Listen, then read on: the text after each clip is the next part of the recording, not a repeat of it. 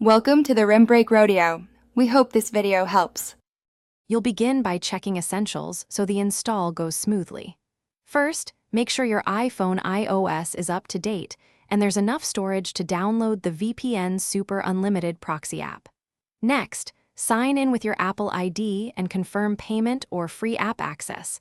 This prevents prompts that interrupt installation. Once done, turn on Wi-Fi or cellular data and allow location services if the app requests them. This helps the connection tests later and speeds up initial setup. Open the VPN Super Unlimited Proxy app and accept the terms.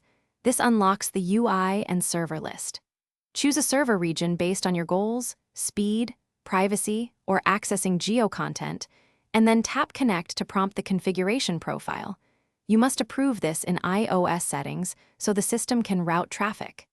Make sure to allow any requested permissions like notifications or local network only if necessary, and pick an appropriate connect mode, such as automatic or manual for control. After connecting, verify the VPN by checking your public IP and loading a website or streaming service to confirm region changes.